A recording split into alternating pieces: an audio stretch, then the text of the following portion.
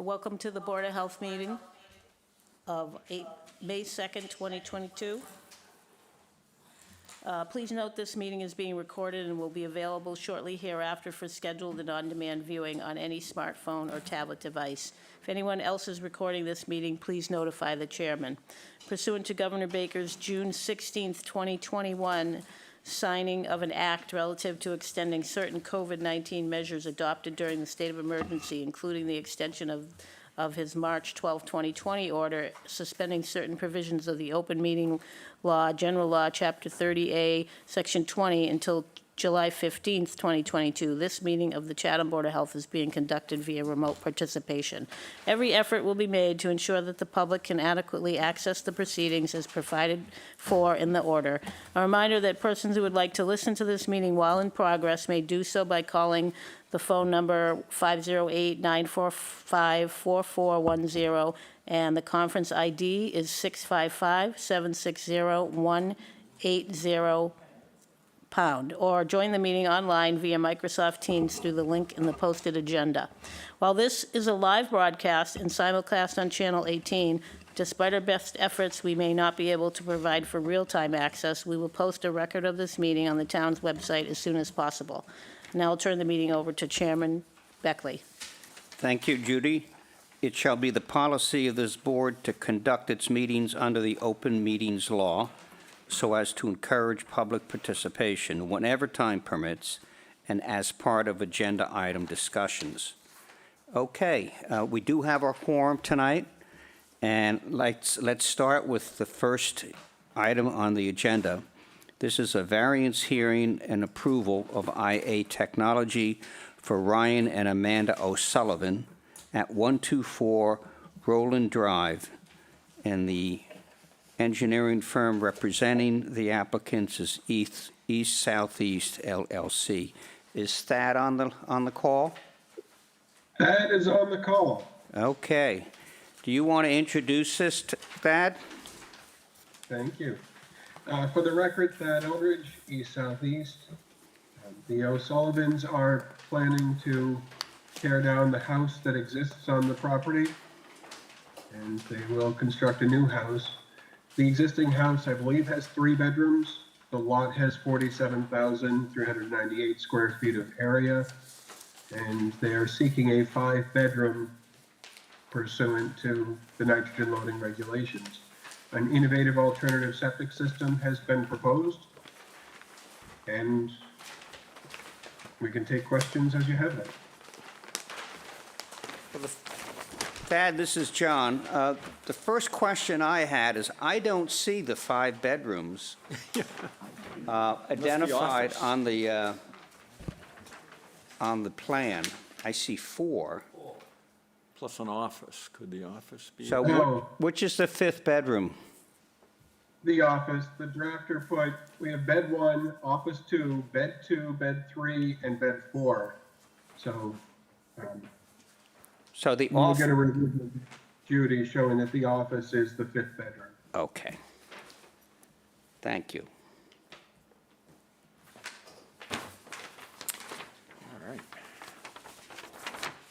Other than that, it seems pretty straightforward to me. Any Board of Health members have questions or comments for the applicant? I have a question about the swimming pool. Is your button on? Yes, thank you. Yes, it says it's a 20 by 40 pool, and I don't know if we have any jurisdiction over that.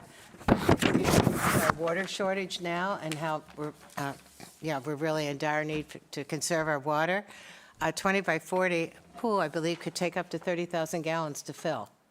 And I'm wondering if there's something we could. The new Do water that. ban does not allow filling of pools. So they are not, so if they put the pool in, they are not allowed to fill it? They can fill it, but they bring in a pump truck and fill it from a water truck from out of town. Is that Elsewhere. correct, Bob? Yeah, we amended the water regulations a couple of years ago, even prior to the last summer's drought, to prohibit the filling of swimming pools with town water. So Okay. to fill the pool, they would have to, there's actually a commercial service that brings tanker trucks from off Cape to Okay. fill swimming pools. So that's the Okay, logical way to that's do it. good to know. I think Yep. that'll be helpful for a lot of people to know. Yeah. And the band, we're still not, you're not allowed to top it off, though, with town water, right? Right. Okay. Under the ban, you cannot top it off because a lot of these bigger pools have automatic levelers that keep it. You can't connect those up to town water. Okay. Okay. Thank you. Interesting.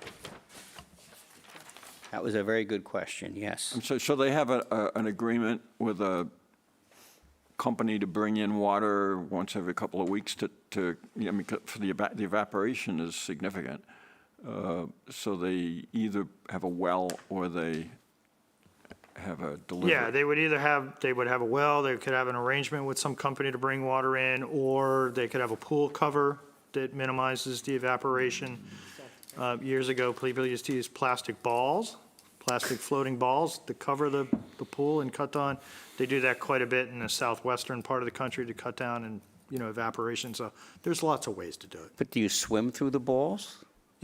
Yeah, they just like a little bigger than tennis ball size, and they would float on top, and you just, yeah. A In dog areas would where- love that. In areas where evaporation is a big deal, in the southern climate, that is a pretty common way of No kidding. cutting it down on it. Yeah. Huh. They get creative. Wow. More questions? Ron? Yeah, I was wondering what that CL is. Is that a closet? Closet, What is it? closet. Closet. A big closet. Okay, thank you. We were doing the same thing. What's a BAL? We finally got balcony, but, Balcony. yeah.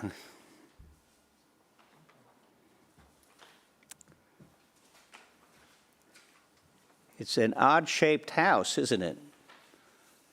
One great big L. Yeah, unusual. Yeah, we see a few. Any other questions or comments? Big driveway. Can I get a motion to accept with the conditions that are outlined in our memo from Judy dated 4/19? There are 9 conditions.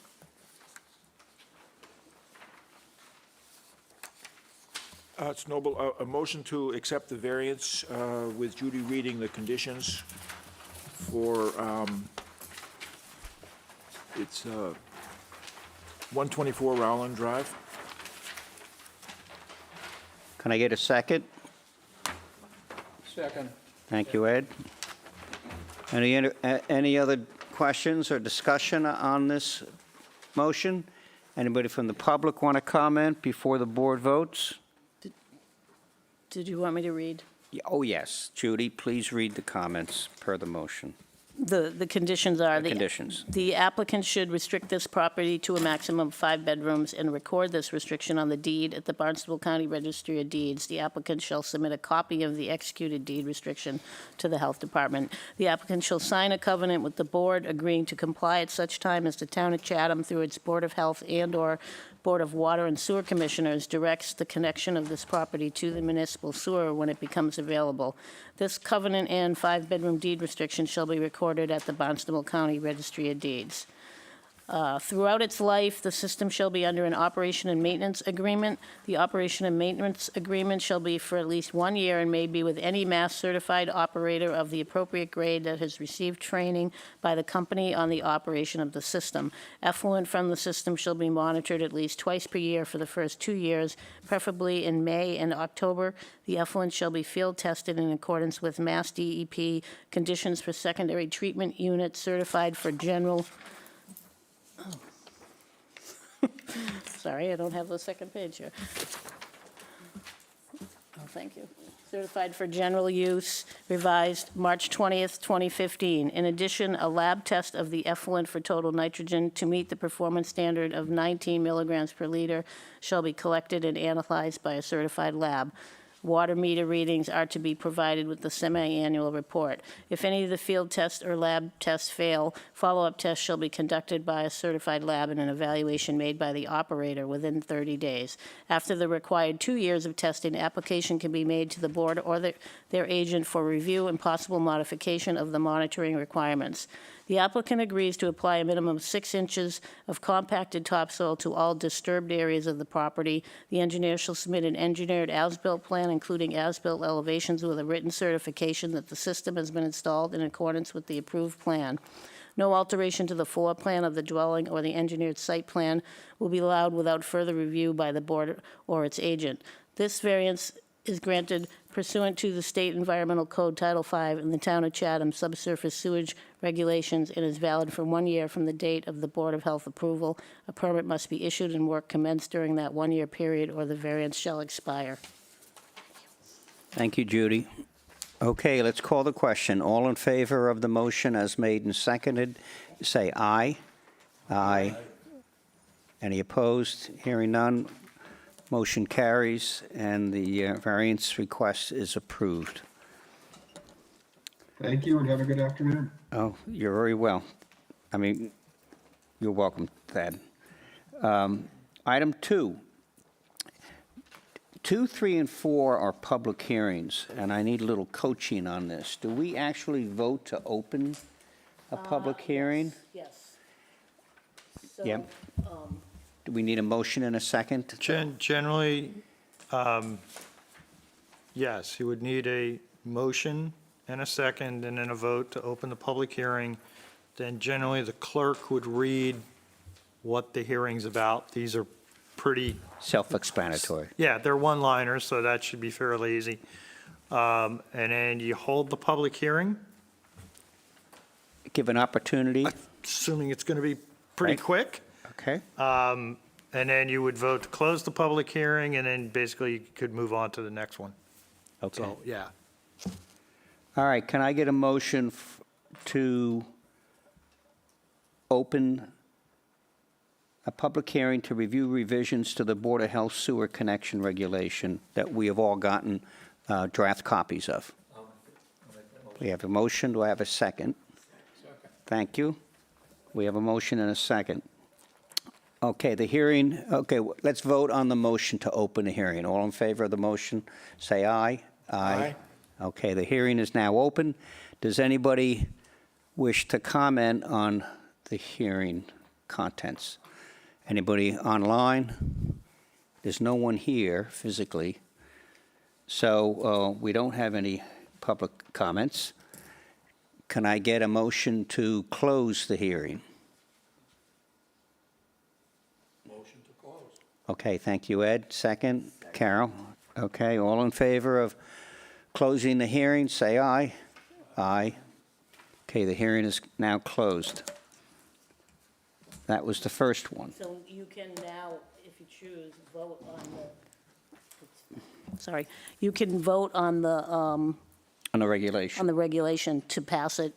Okay, You might as well do that as we go along, I think. okay. So we've all received in our packets a final marked-up copy of the revisions that are being proposed in the mandatory sewer connection regulation. Can I get a motion to accept these revisions? Ron? I'll make a motion that we accept the mandatory sewer. Ron? I'd like to make a motion that we accept the mandatory sewer connection regulation. Amendments, right? Amendment. Can I get a second? I'll second. Carol's second, thank you. All in favor of the motion, say aye. Aye. Okay, any opposed? No. Okay, so the mandatory sewer connection regulation amendments have been approved.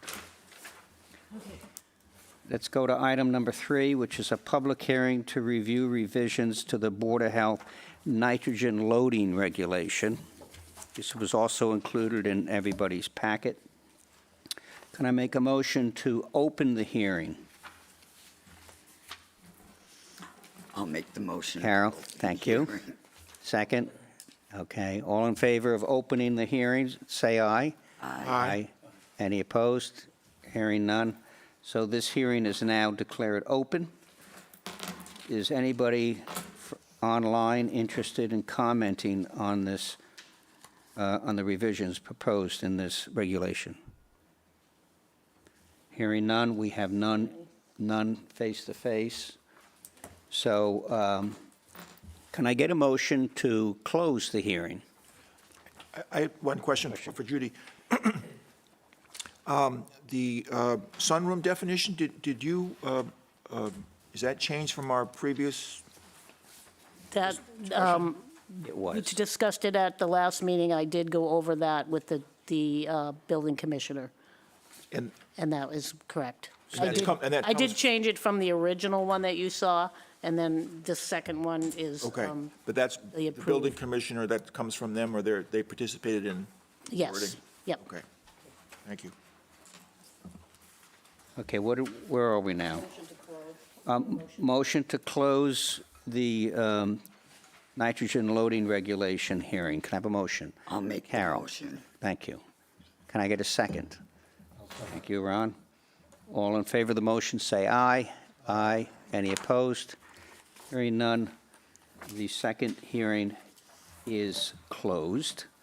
Now we have in front of us a marked-up copy with the final recommended edits of the nitrogen loading regulation. You've seen all these before. Can I get a motion to approve the revisions to the nitrogen loading regulation?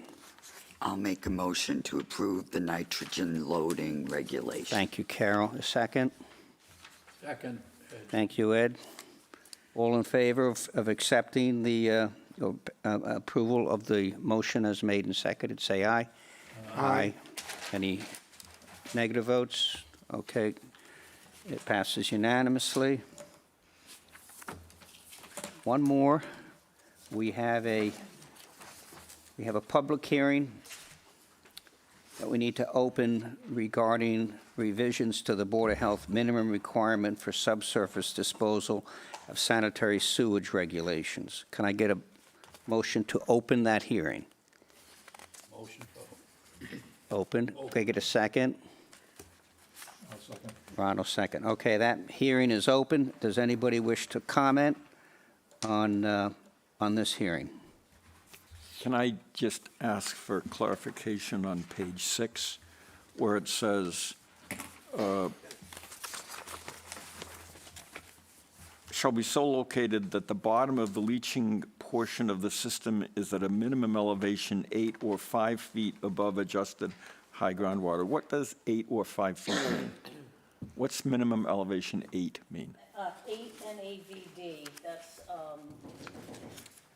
the elevation is 8 NAVD, that's the proper geological elevation based on the latest mappings of FEMA. So it's elevation 8. So So, what's elevation? so that's 8 feet above. 8 feet I'm above good at something? explaining this. NAVD is a National Vertical Datum, so it's a nationwide, there's a horizontal and a vertical datums that are set by the federal government, so they're across the entire United States. So it just means it's not easy to explain. It's reference to It's that. basically a reference mark, Right. right? So you're at elevation 8 on that reference. So if a field is at a level 8, then it Yep. doesn't have to be 5 feet above groundwater. Or is It it? could be under groundwater if it's at elevation 8. Well, it has to be 5 feet above, whichever is higher. So if groundwater was at elevation 8, then the bottom of the system would have to be at 5 feet above that. Oh, okay. Do you see what I'm saying? All right.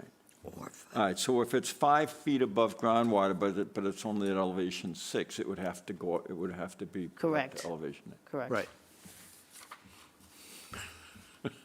Sorry. Where were we? We haven't opened, did Well, we opened it?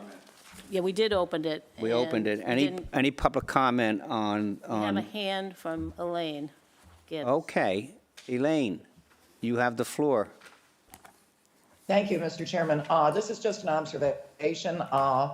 The regulations and the changes were not posted in the packet. I thought there was going to be some discussion on each of them so the public would know what the changes were.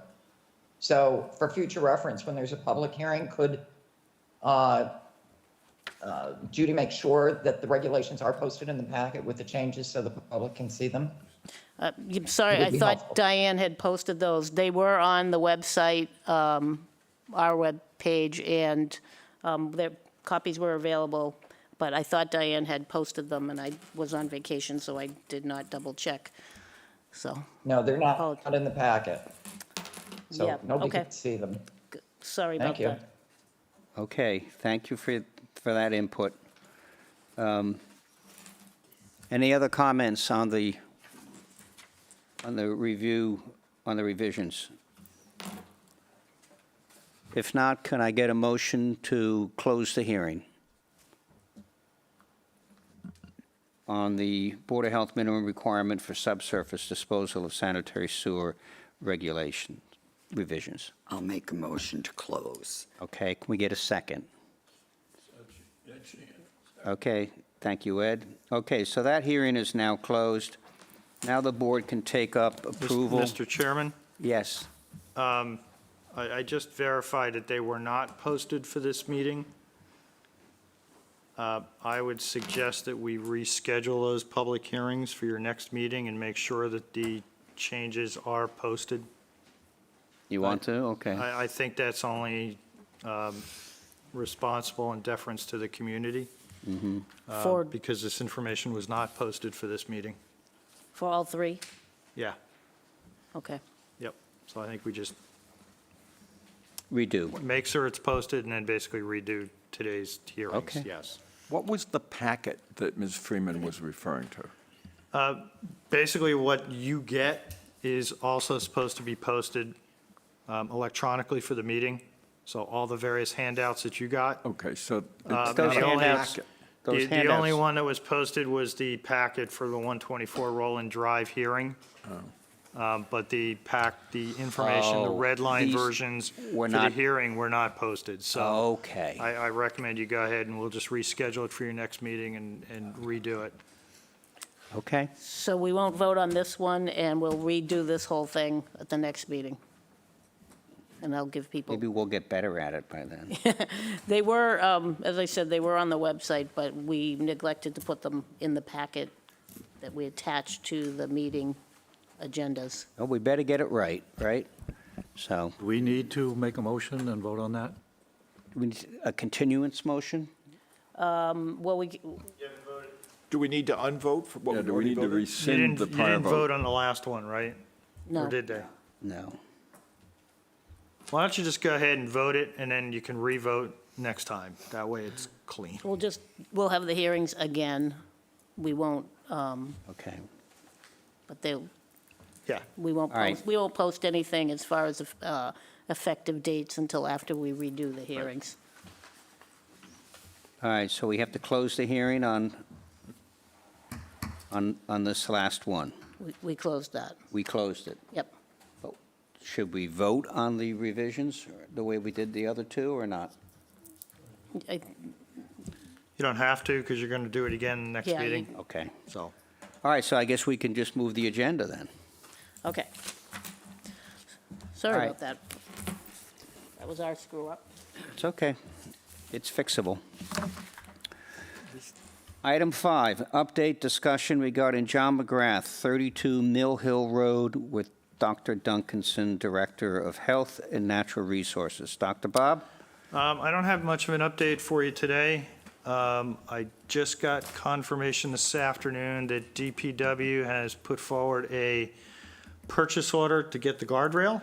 There was some confusion over that, I'll say, with regard to funding, whether or not there was funding available to do the guardrail now, because the feeling was, if we do the cleanup and out the guardrail there, we're going to be right back where we were again. So they were trying to get the two of those to occur at around the same time. But now I have seen that purchase order this afternoon. So that is down with the finance director, hopefully being signed. As I'm sure you're all aware, town offices are closed due to a little Eversource power incident last Thursday that pretty much fried the entire electrical system in the town office building at 549 Main Street. I did not as hear well that. As well as some adjoining properties. So we've got folks from Town Hall working out of here, they're working out of DPW, they're working at home, wherever. So we have not issued the notice to proceed to the contractor yet for the cleanup, just because I was waiting on confirmation of the guardrail.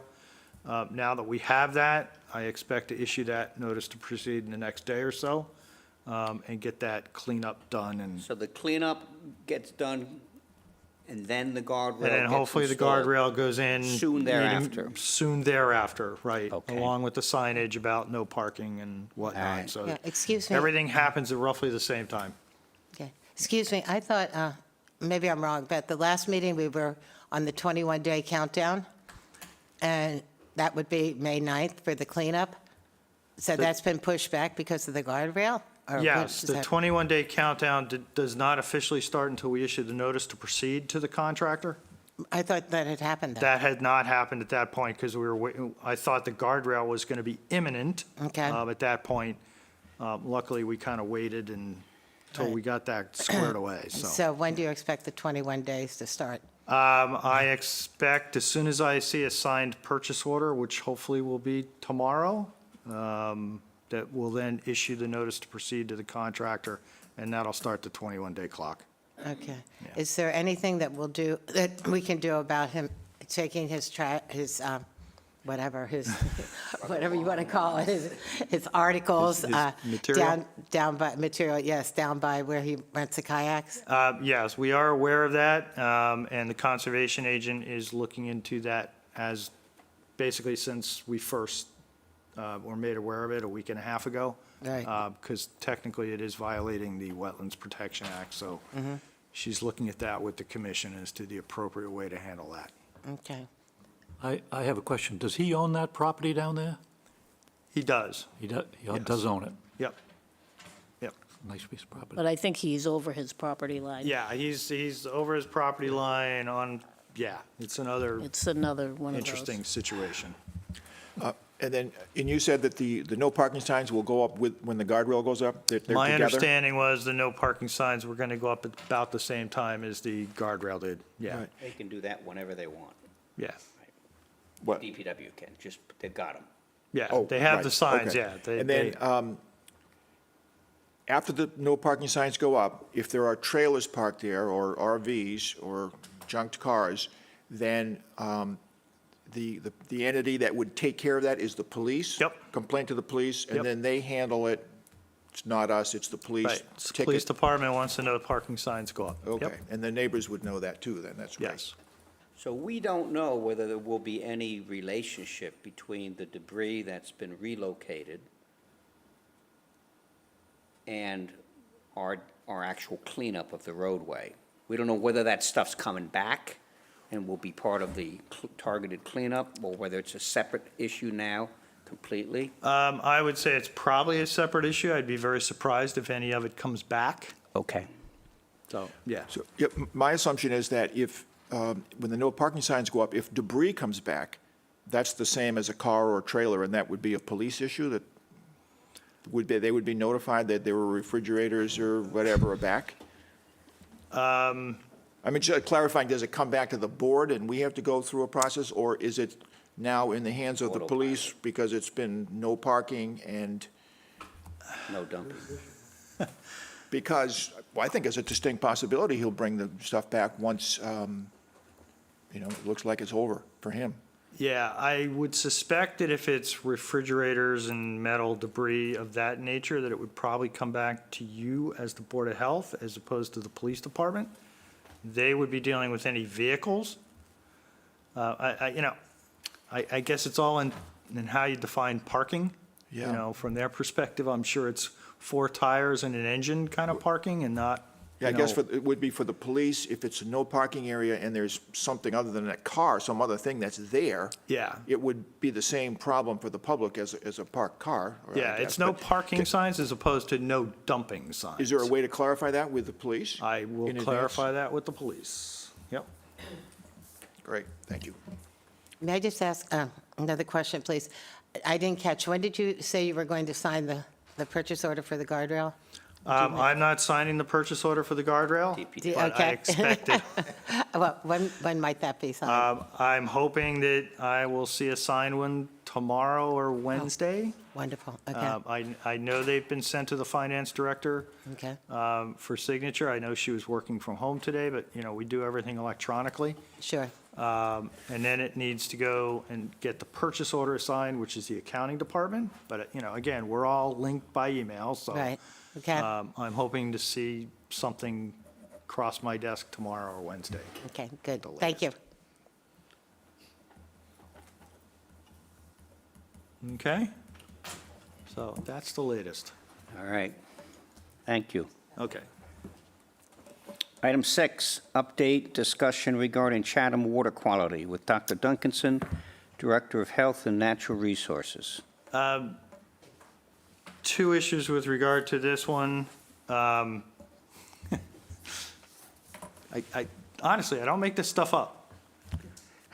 We got a call last week or the beginning, maybe it was the end of the week before, that the large metal vessel to hold the granular activated carbon for the temporary treatment facility at wells 5 and 8 fell off the truck before it even left the manufacturer's yard. So the manufacturer took it back in. They were repairing whatever needed to be repaired and had to re-pressure test because it's, the vessel is under pressure when it's operating, and re-pressure test it. So that delayed delivery was originally anticipated to be this week, and that has pushed delivery out to May 8th or slightly thereafter, depending on how everything goes. Weston and Sampson has moved forward, has the pad all ready to go. So once his vessel arrives, they'll be able to place it on the pad, most of the piping's in place to connect it up. So hopefully by, third week in May or so, they should be ready to get that operational to start testing it, making sure that, it's working the way it's supposed to and, there's no issues. But, a little bit of a delay, not a major delay. The manufacturer is going to certify that it's appropriate for use. I had some discussion with the engineers. And one of the things that was going to happen was the engineers were basically going to accept it based on temporary use, so use through this summer, if you will, to get us operational for the summer period. But then come fall, the manufacturer would have to supply a brand-new vessel to replace it. Because remember, the intent is this one will be temporary for this summer, and then it will ultimately be moved into the permanent facility along with 3 others. So there would be 4 in total. And we basically told the manufacturer, we'll take it now for the temporary use, but come the fall, you've got to supply a new one along with the other 3, for long-term use. And manufacturer pretty much agreed, considering it hadn't even left their yard when it fell off the truck, so. So hopefully that's moving along. Will they take that one back, or will they basically leave it here behind the building? I think that remains to be seen at this Okay. point, whether they want to bother trucking it all the way back because it's someplace out in the Midwest. Okay. But, yeah, we weren't able to get a new one quickly because of the lead time to get one. Yep. So we agreed to take this one on a temporary basis. That's a good provided- solution. I like that. Provided, it passes all the inspection when they make the repairs and it passes the pressure test again. Okay. Like I say, you couldn't make this stuff up. Wells, so that's 5 and 8. And again, they're still offline until this temporary treatment gets in place. And then wells 10 and 11 is moving along. They passed the planning board discussion. They've been through the zoning board. So that is just moving along, and hopefully that project will be out to bid here sometime this month to get wells 10 and 11 and the treatment facility constructed and get those online. Probably now in the fall of 2023. It doesn't look like they're going to be online in summer 2023, and it's just because of, all the supply chain shortages. Everything right now is taking extended periods of times. Windows are taking 6 to 8 months to get. So, it's just trying to do any construction right now. The deadlines are just being pushed out. So a little bit of a delay there as well, which, is nobody's fault. There's nothing we can do about it, unfortunately. So that's wells 10 and 11, 5 and 8. The other topic that I just wanted to bring up is, because I know there's a lot of interest, is the PFAS source assessment study for 5 and 8. That should be going, the RFP for that should be out tomorrow or Wednesday at the latest. We were originally going to send it out at the end of last week when the electrical issue hit town offices, and that kind of delayed things a couple of days. But that is going out, as we talked about in previous meetings.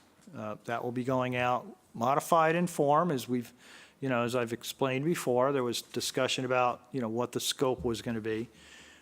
We have narrowed the scope down to just the zone 2s, if you will, to wells 4, 5, and 8, because those are the only wells in town that have had PFAS detections with over a year's worth of sampling.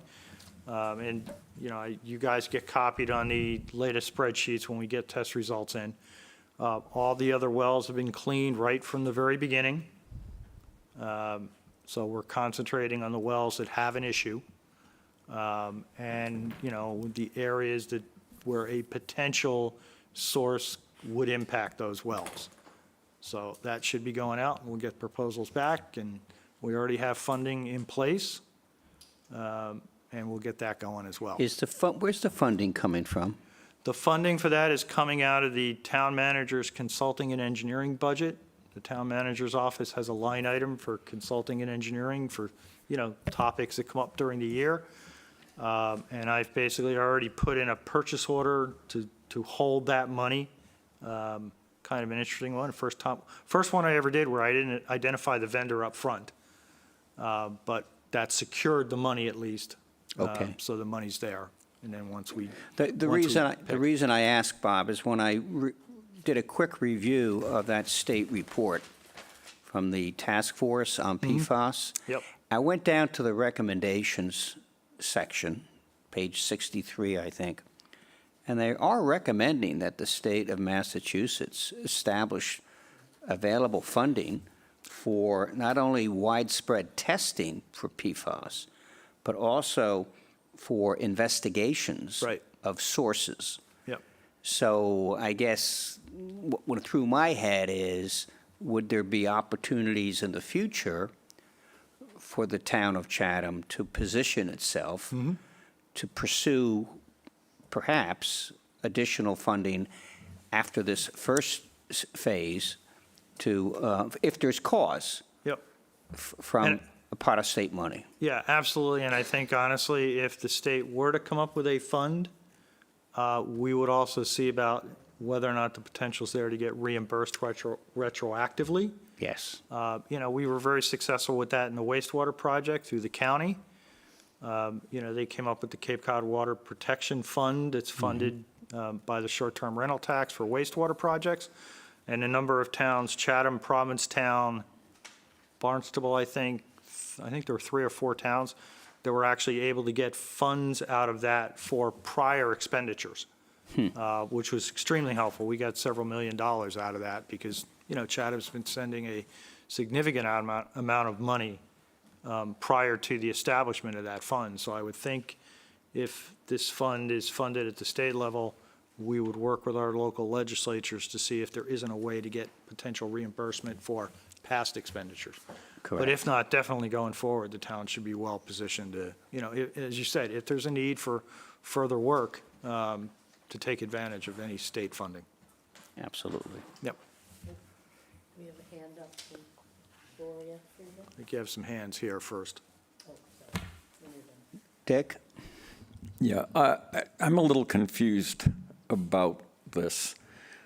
From reading emails that are going back and forth to the select board and to us, and reading things in the Chronicle, it appears that there are some who think that this is an ongoing source of contamination, that there's a perpetrator somewhere who's dumping PFAS, and that's going down into the well and causing this problem. And by spending a very large amount of money to track the source back to a specific site, you'll be able to identify that perpetrator, stop the dumpage, and that'll solve the problem, which it won't, because this has most likely gone on for decades, that sometime years to decades ago, there was a spill, and it's moving through the groundwater to the well.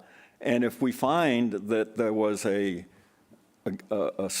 service station somewhere that is where the spill originated, but it's not currently dumping PFAS, the only way that would help is to convert into a Superfund project and dig up hundreds of thousands of cubic yards of soil to remove the PFAS between that site and the well, which isn't going to happen. So I'm just concerned about consultants spending a ginormous amount of money and drilling wells all over town to try to focus this contamination on a specific site, when ultimately it's not going to really be helpful. And unless you can get lawyers involved and try to sue somebody for $100 million, but that's not going to happen. Right, and that's exactly one of the reasons why it has taken as long as it did to get the RFP out on the street. Because, originally we got 2 proposals in. One company we were talking to, we'd been directed to them. They came in with a fairly expansive proposal. And, when proposals get expansive, they also get expensive. Not that that was ever the deciding factor, because it wasn't. And then we got another proposal in from another company unsolicited that had a substantially different scope, much smaller in area, much smaller in what they were going to do, which obviously had a much smaller price tag. And so when we got those, and we were, at that time, this was last fall, the concentration was on what do we need to do in the short term to get these wells back online? I'll say the same thing I said before. The source at this point is somewhat irrelevant. State and federal law requires that we treat at the wellhead. And so that's where the effort has gone, over the last 6 or 7 months, is to get wells 10 and 11, get wells 5 and 8, get the treatment facilities designed, line up the funding for those.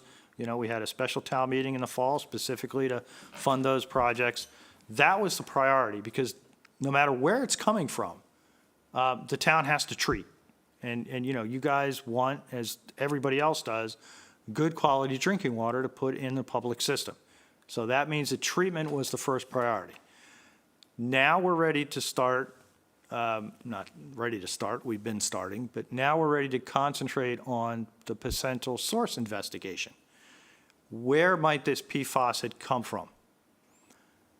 And as I've said before, we are dealing, as you guys know, with extremely low levels.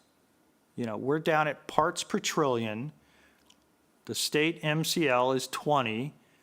We are just about at 20 or slightly below 20 based on, what particular sample was taken on what particular day. We are not dealing with things like Barnstable. Barnstable has been dealing with the Fire Training Academy. Their levels are thousands, or tens of thousands. They have a known site. They have soil contamination. All right, they are dealing with orders of magnitude above what we are dealing with. It is perfectly conceivable, based on some conversations we had with some of the consultants last fall, we may never find a particular source, because the levels with which we are dealing could be indicative of septic systems. Let's face it, basically everybody has used non-stick cookware. Everybody has, non-staining fabrics in their white. So all those things could be contributing And so every septic system could conceivably be a source of PFAS, especially at extremely low levels.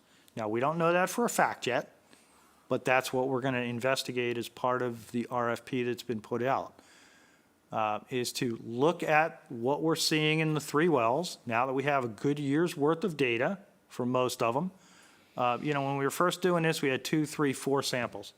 We now have, 8, 10, 12 samples out of each well. So we have a much better data set than we had before. Take a look at all that data. Take a look at the historic and current land use in the zones of contribution to these wells. Quite honestly, if something took place in, on Chatham Harbor at a piece of property, that's not germane to this because that contamination would not get to these wells. Right. Similarly, if something happened in South Chatham, it would not get to these wells. So, originally there was talk of, we're going to do, let's look at the whole town. Well, that really becomes looking for a needle in a haystack. So we've narrowed it down based on this year's worth of data, the fact that we haven't seen any contamination in any of the other wells in the town forest or South Chatham or anywhere else. It's concentrated into these 3 wells, 4, 5, and 8. So we've asked the consultants to look at the existing data we have, look at the areas of contribution to those wells, basically the zone 2s, and we already know what those zone 2s are. They were all delineated a decade or more ago when that became a new requirement by DEP. And it's all shown in our water resource district map. And then look at the current and historic land uses within those zone 2s and identify any potential properties that might be a source. All right. And in addition, we have a plethora of groundwater monitoring wells already in this area between Cape Cod Mosquito Control next door, between the annex property, between the airport, between well 4 site and then wells 5 and 8. There are a large number of groundwater monitoring wells that already exist. So we've asked the consultants if they determine that there is a potential site in this area, either historic or current, to develop a groundwater sampling plan. Because I'm not 100% positive that we have to look at installing more groundwater monitoring wells because we already have a large number out there. So, then identify which wells would be the appropriate ones to resample. And if there is a gap, then determine that and tell us that. And, we go out and do more groundwater monitoring wells if we need to. But those are all the components of the study at this point. So this is that first effective phase. And, I know I've been taken to task for using the term desktop exercise, but this really is an exercise where we're not looking at a lot of field work in this first part of the study. It is mostly looking at all the existing data, looking at all the existing files, looking at all the existing well logs and everything else to narrow things down if we can. To look at the historic land uses. This used to be an old lumber yard. Could be a site. We all have the airport next door, and we all know that, I've had people from day one when PFAS was detected pointing their finger at the airport. Based on my knowledge, the current airport operator, the current fire chief, and the former fire chief going back roughly 40 years, we could only think of one incident where foam was used at Chatham Airport, and it was very limited in scope. Now, could it still be we're picking up the residual from that because of the extremely? Yes, it could be, but we don't know that yet. One of the things they can do now is they can fingerprint PFAS, and foam has a different fingerprint than, say, nonstick cookware. But we've already been told that our levels are so exceedingly low that that may not be workable. Maybe, maybe not. It works great at a place like Barnstable where they're dealing with, levels that are much, much higher, and at military bases where levels are much, much higher. But when you get down to these extremely low levels, it may or may not work. We just don't know yet. One of the companies that we talked to was a leader in that technology, and first he thought, yeah, we could do it for you. And then when he saw some of our data and how extremely low the numbers were, he's like, yeah, maybe not. We This just is don't know parts yet. per trillion. Yeah. It's easy to forget that the order of magnitude of these MCLs Mm-hmm. and this testing is like millions Yeah, smaller than Yeah. what we were accustomed to doing, parts per million, Yeah. parts per billion. This is parts per trillion. yep. I know we have a guest Yep. from the public who, were you done, Bob? Yeah. Gloria, are you still there? Yes, I am. You have the floor. Thank you. Good afternoon, Chairman Beckley and Board of Health members. It's Gloria Freeman, and I appreciate that this discussion was added to your agenda. Let me first say that I am not under the impression that there is a perpetrator that can easily be discovered and will solve our water quality problem, not in any way. Also, Dr. Duncanson says we decided to limit the study. I don't know who we is or are, but I'd like our Board of Health to be involved. I am in the throes of COVID, so please excuse my voice. Oh. But I am asking, as I did when we first learned about PFAS, for our Board of Health to be involved in water quality issues, to be part of the decision-making. Nothing is more basic to our health than water, or to the future of our town. The issue at hand is the water contamination source investigation study. I hope you have read my letters and expect to be part of any discussion of or decision regarding the contamination source study. And I hope Dr. Duncanson agrees as well that you should be. If so, please consider the depth of this study we are just now embarking on. A tabletop study might be an initial step, but to limit the study to one area of our water resource protection overlay district and to only PFAS could be short-sighted. There are risks to our drinking water beyond PFAS.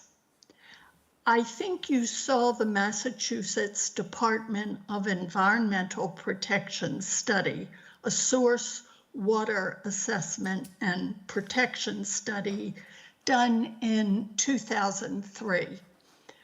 This report was an inventory of uses within the boundary of the land area from which the town's water is pumped, and an assessment of the susceptibility of contamination from sources within the boundary.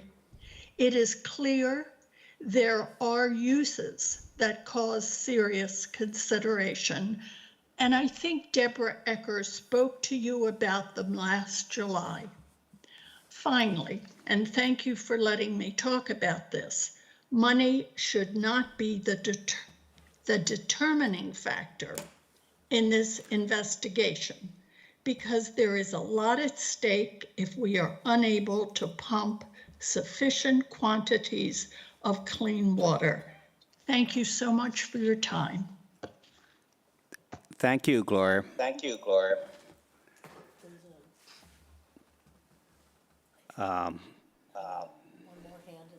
One more hand. Who else would like to speak? Elaine. Okay, Thank you. Elaine. Yeah, I have a couple comments and a question. Dr. Bob mentioned that septic systems could be a contributor. That takes me back to what I brought up on numerous occasions, that, since 2012, when we built the wastewater treatment facility, As of January of 2013 to today, only 450 homes out of 8,000 properties in Chatham have been added to the wastewater treatment facility. It seems to me that needs to be a priority of getting homes connected. I don't know how we can only have connected 450 homes in 9 years. That's not doing anything to help either nitrogen or any other contaminants within that are going into the soil. So I think that's got to be a priority. Rather than continuing to go out into the hinterlands, just get people who've had the sewer run by their house connected. In terms of the monitoring of wells, that's fine, but we know it's ubiquitous, so it moves around a little bit. I think staff can be doing field work. I mean, people drive around this town all the time, and we see properties that have on them, within the water resource protection area, all kinds of things that can contribute to PFAS currently. There's 3,000 different chemicals that produce PFAS. It's not just, firefighting foam. And I think that, we should be looking at properties. I mean, the transfer station is there, Commerce Park is there. There's a whole number of things that are close to that area of wells 4, 5, and 8 that could be contributing, and they should be cleaned up. Just doing a monitoring well, it's a little late because it's already contaminated if you get a number, but it doesn't mean it occurred right overhead of the monitoring well. So that's number 2. And the third thing I would like to ask is, Dr. Bob, you've mentioned twice now that you did receive 2 proposals. One was more expensive than the other, but you have never said how much it costs, what those proposals were in terms of dollars. And I mean, what are those numbers? Are we talking 10,000, 100,000, 10 million? Because we spent a lot of money in this town, and I'd like to know what those numbers are before we just write it off saying it's too expensive, or the town staff thinks it's too expensive.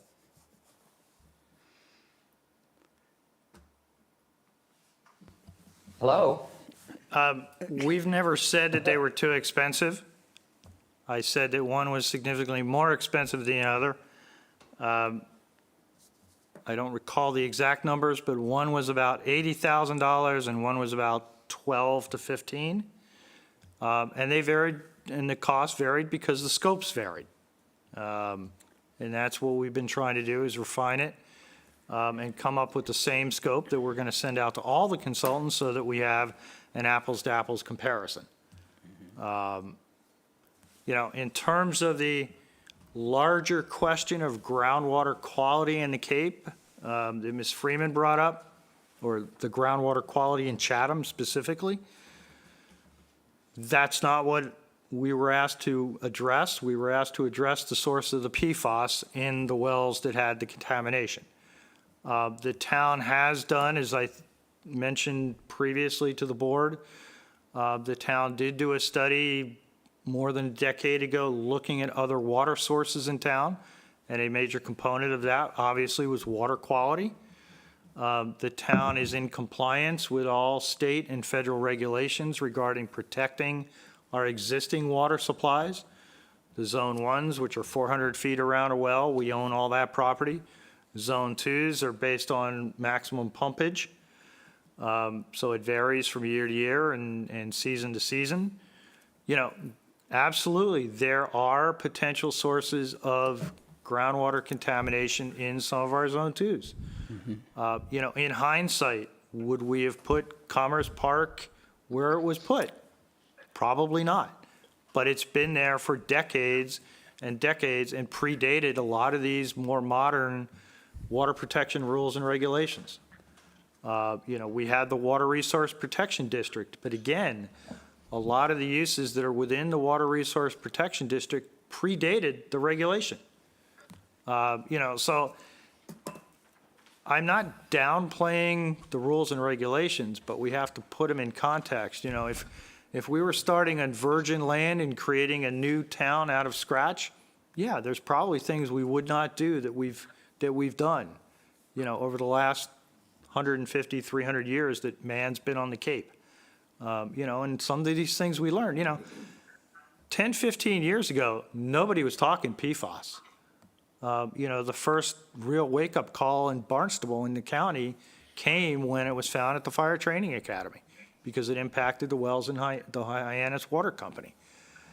So we're constantly learning new things, and all we can do is adapt to them.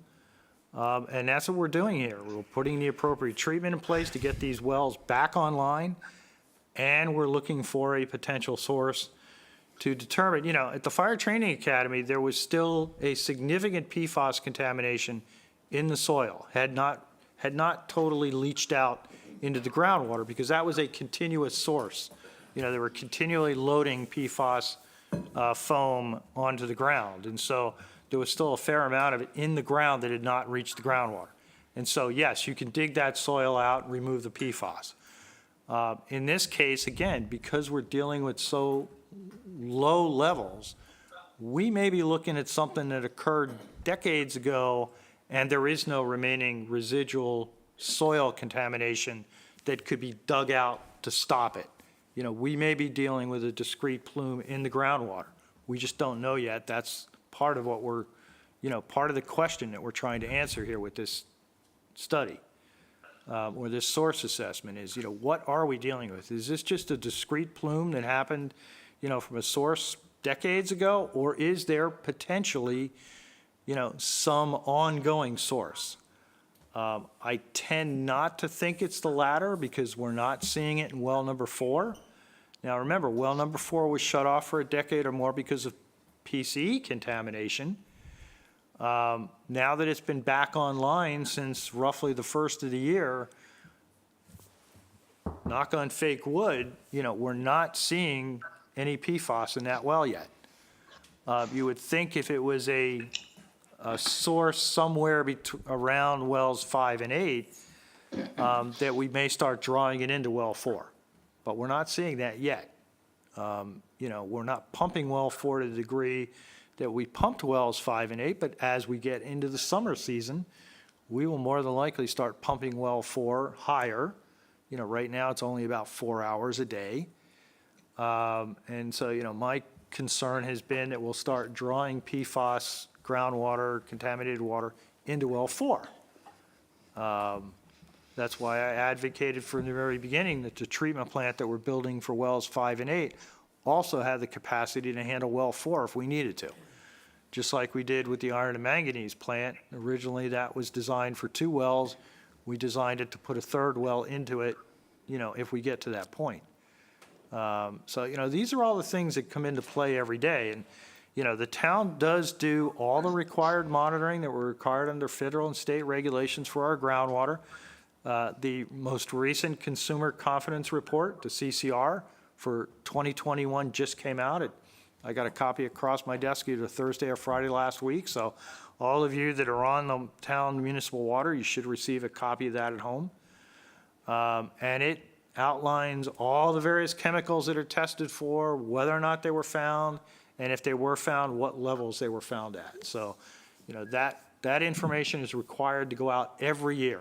But that report card has been very good, hasn't it? It has been very good because Chatham has been very proactive at protecting its groundwater supplies. Most of our groundwater supplies are in the area of the town forest, which, we share with the other side of the line is Harwich. That's also protected land in Harwich. So, the towns have done quite a bit to protect their water supplies. The other factor that comes into play here, Oh, my God. and sorry, I'm educating, is a lot of our groundwater sources are below a confining layer. So you have the ground surface, then down so far you may have a clay layer, and you've got surface water above that clay layer, which is what you see in our lakes and ponds, because those are kettle hole ponds, they reflect the groundwater. And then you've got a confined aquifer below that clay layer that's basically from there, say, down to bedrock. And there may be multiple clay layers, but just for example. So if there's surface contamination, that's generally stuck above the clay layer. Most of our wells are now put in place below that confining layer, so they receive additional protection. Now, some of the older wells, 1, 2, and 3 in South Chatham, those are wells from the 30s and 40s. They are relatively shallow. They are up in that unconfined aquifer, if you will, in most cases above the clay layer. But all our newer wells that were put in the 70s and 80s, for the most part, they are below that confining layer. So again, that's more protected water because the chance of contaminant getting through that confining layer is more remote. So anyway, probably more than you wanted to know, but that's, these are all the various things that come into play when we talk about groundwater quality. When we did look at the airport a number of years ago, there is actually a confining layer. There is a clay layer under the airport that is actually at an angle. The highest point of the clay layer is over on this side of the airport, and it slopes down the further east you go. So if there was a contamination incident for PFAS or anything else at the airport, the chances of it getting to, say, wells 5 and 8 would be less of an issue because, A, groundwater is moving to the south, and you have this confining layer that's at an angle, which basically makes it very difficult for anything to come back uphill to get to the wells that are on the high side of the confining layer, if you will. But this is all the geology and all these other things that come into play when we talk about groundwater quality. And there's been a significant number of studies over the years on Chatham groundwater and quality when we were looking for other well sites and everything else, as well as studies at the airport, studies at this property, when they were bought and whatnot, as to whether or not they're potential sources. And there was a lot of work done on well number 4 and the PCE issue back in the 90s. There were a lot more monitoring wells put in. There was a lot of testing done to try to find a source. We never found a smoking gun, if you will. The town had very strong suspicions of the source, and the state chose not to completely follow through on that at the time. How many years have we had sampling data on PFAS down to the parts per trillion level? Only since April of last year. So this is pretty new data set. The DEP regulations regarding PFAS came into play in October of 2020. That's when DEP passed their MCL, or adopted regulations that adopted a maximum contaminant level of MCL. And they set up a tiered program for testing based on the number of users on a system, basically. And that kicked in for Chatham and most towns on the Cape in April of 2021. So They were fairly required- recent. They were required to start testing by April, which we did in compliance with those regulations. And how frequently are we doing testing proactively, prospectively? It varies. There was an initial testing requirement, followed by a second testing. If you got 2 negative tests in a row, and it's all outlined in my spreadsheet with all these little asterisks and explanations. If you got 2 negative tests in a row, then you could go to quarterly. Originally, it was like monthly testing. Then you could go to quarterly. And then after so many negative tests, DEP would even allow you to go to yearly. So It it varies varies. depending on what was found and when it was found in terms of, was it the first sample? Was it a subsequent sample?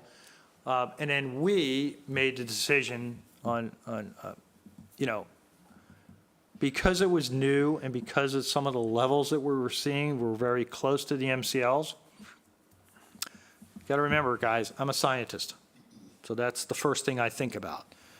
So I made a couple of recommendations to the water department. I said, from my perspective, every sample you take needs to have a duplicate because we know that this is water and it can vary from 1 minute to the next.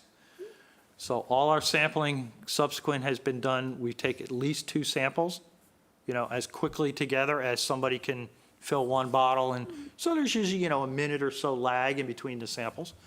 But that's extremely helpful to understand exactly, what's going on. And then for like wells 5 and 8, where we were getting hits, DEP didn't require us to do it, but we were sampling roughly every 2 weeks. Because I said, we need to better understand this, and the only way to do that is to gather more data. Now, we've cut back on that a little bit now that we have as much data as we have, because like everything else, it's not cheap to do. I'm not saying we're not doing it because of that. We've cut back on the sampling because we have a better understanding. And we're seeing pretty consistently, like wells 5 and 8, we're consistently getting hits. Well 4, we had a couple at the very beginning, but ever since then, we've seen nothing. And then all the wells in the Chatham Forest, we've seen nothing since the very beginning. There's no trend line you can point at with these data, right? I mean, don't they bounce around? Wells 5 and 8, it's hard to say, are they bouncing around because the levels are so extremely low? Oh, yeah. I mean, we are getting close to the limit of detection of the laboratory capabilities, and so that always throws some additional uncertainty into it. Wells 5 and 8 have been pretty consistently in the 16 to 22 parts per trillion range. Right around the since, this time last year. Okay. So that's why they are our primary concern at this point. We don't archive water samples. We couldn't go pull out a sample from 10 years ago from No. well number 5 and see if there was PFAS in it. No. That'd No, be most interesting to samples know. have a shelf life. There's some parameters that you can freeze samples for and keep them for an extended period of time. I'm not sure what the shelf life of like a PFAS sample is. I don't think it's that long. Because it's volatile. I mean, we call it a forever chemical, but, over time, it will change. It's a VOC? I'm not sure it's a VOC. I'd have to Okay. double check. Yeah. But we don't archive samples anyway. Right. Yeah, Bob, there was one question about the process, I guess, the we. The select board are actually the water commissioners. Yep. And then there's a water department. And when you say we making these decisions about which wells are open and closed and testing and all that, who are you referring to? Are the select board directly involved, or the water department, or is it basically health department, you, or? No, it's the water division, which is part of DPW. They have the licensed operators to run the water system. So they're responsible for actually collecting all the samples. I get the test, I see the test results. This has really been a joint effort between myself, the staff of the water department, the town manager, you guys. Honestly, the writing of the RFP has more or less fallen to me because it's a scientific public health issue. Right. And like it or not, I'm the guy. I'm happy to share that RFP with you guys, which I will do as soon as we get done here. But, it's been a team effort depending on what the topic is in terms of taking the wells offline, in terms of 5 and 8 being taken offline when we first got the hits. Honestly, that was a no-brainer. I mean, I was involved in the calls on that, and my recommendation to the water department staff, and they agreed because they were thinking the same thing, was take it offline until we know what's going on. We're above the state's MCL, and so it came offline. And then, the selectmen, as the water commissioner, water and sewer commissioners, were notified, and they basically agreed that, yes, the appropriate steps were taken.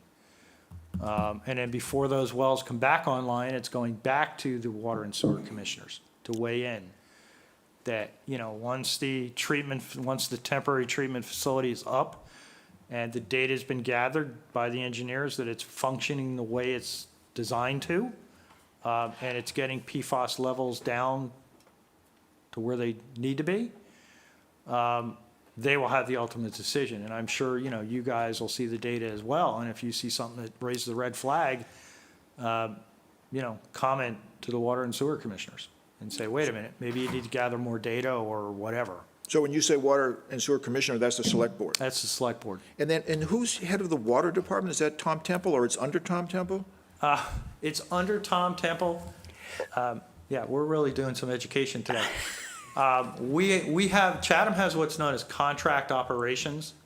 So we basically contract out the operation of the water system and the wastewater system to, in this case, Weston and Sampson I think it's Weston and Sampson Operations, I think is the name of the group.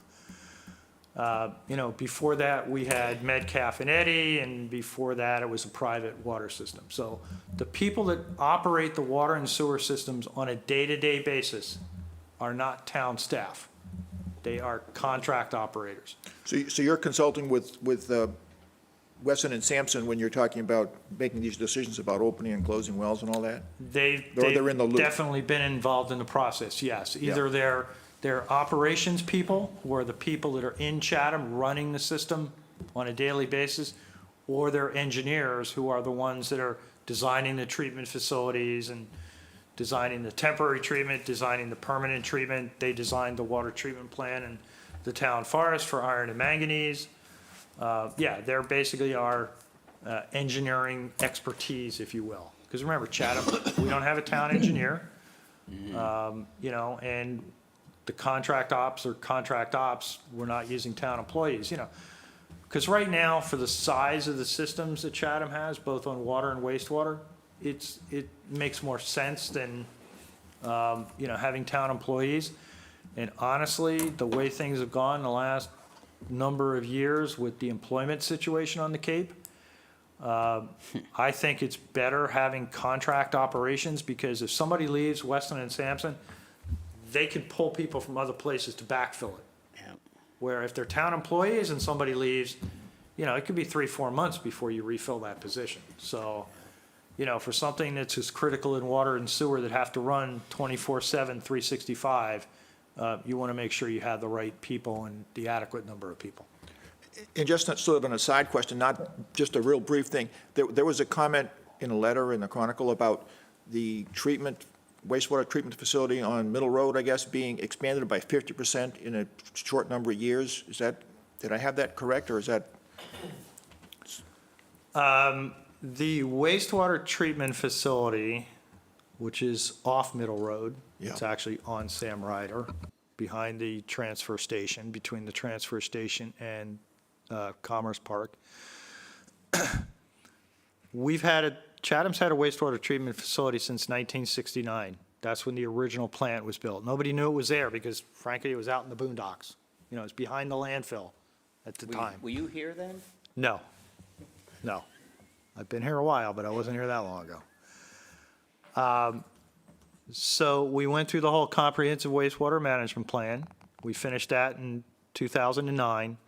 It recommended the entire town of Chatham be sewered in 2 phases over 30 years. But one of the first critical things was to build a new state-of-the-art wastewater treatment facility. Because the original treatment facility, as it was, had secondary treatment, but it was never designed for nitrogen removal, which, as we all know, is our biggest issue in terms of estuarine water quality, and that's what was driving a lot of the wastewater issues. So we basically, working with our consultants at the time, Stearns and Wheeler, who are now GHD, and we still work with them on the wastewater side of things, we basically designed and built a new wastewater treatment facility. The original facility had a design of about 440,000 gallons a day. In the 1990s, that capacity was basically cut in half when they modified some of the treatment tanks to provide more nitrogen removal. All right, we knew that nitrogen was an issue based on the water quality data we'd been getting. So they were able to tweak the existing facility by taking some of the tanks and basically splitting them in half and other things to increase its ability to remove nitrogen. So that basically halved the capacity to plant to about 220,000 gallons a day. The new plant that we designed was based on phases 1 and 2. Phase 1 has a capacity of 1.9 million gallons a day. And that equates to roughly the wastewater needs of about 2/3 of the town. That's the part of town that we have to sewer to deal with the total nitrogen TMDLs that were set by the state and EPA for Chatham based on our coastal water bodies. And then at full build-out, at the end of the 30-year time frame, when the entire town is sewered, that's needs of about 1.9 million gallons a day. So 1.3 for phase 1, and then up to 1.9 for phase 2, at the end of phase 2. So the new plant has significantly greater capacity than the old treatment plant ever did. Most of the plant that was constructed back in 2010 to 2012 was constructed to provide for the full 1.9 million gallons a day. And the reason why we did that, quite honestly, was we were one of those few shovel-ready projects when the first federal stimulus program came along. And so we were able to build pretty much everything the town needs to build to handle its wastewater needs for that 30 years. To go from phase 1 to phase 2 right now, all we have to do is drop in another grit separator unit. The building's already designed for it. The piping is already all there. All we have to do is drop in this prefab unit and build a third clarifier. We've got 2 out of 3 already. We've already got the space set aside and all the underground piping there for the third one. And then potentially we have to add a 4th ring to the orbital treatment unit. But again, that has already been designed to easily add on that 4th ring.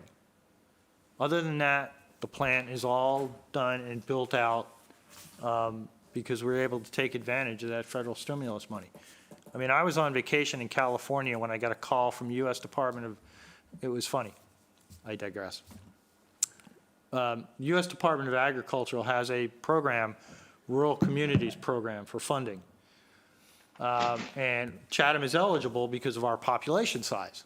And so I had conversations with their state folks to say, you know, can we apply for some wastewater money for our new treatment facility from you guys, as opposed to borrowing it all from the state? And the guy said, well, how much do you need? And I said, well, you know, $10 million would be nice. And he practically laughed me out of the room because he said, we get $1.5 to $2 million for the entire state of Massachusetts. So, you know, there's no way we can give you that kind of money. And then I happened to be on vacation in California about, I don't know, I think it was like 6 months later in September. And I got a call from him and he said, can you use $18 million? Because he said we had some other programs and other projects that didn't come through. We have to allocate this money by the end of the federal fiscal year. Or we lose it. In September, Right. September 30th, or we lose it.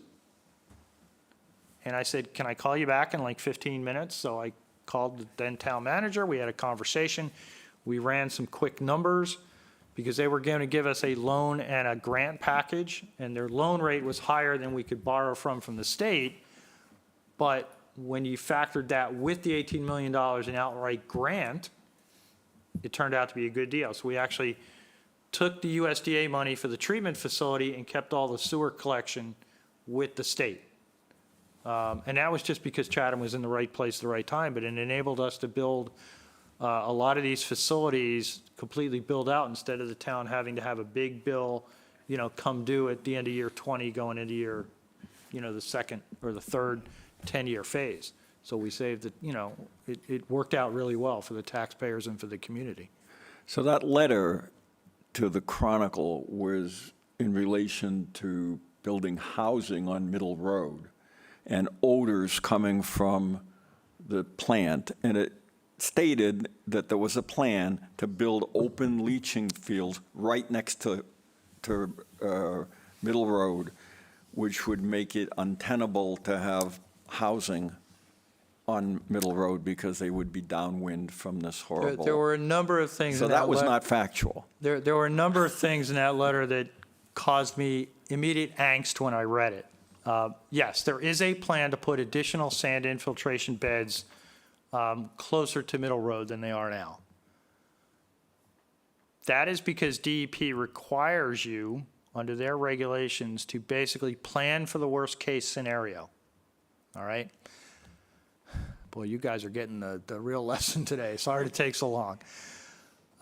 Under DEP regulations, when you design a sand infiltration bed, you basically design it based on an infiltration rate of roughly 5 gallons per square foot per day.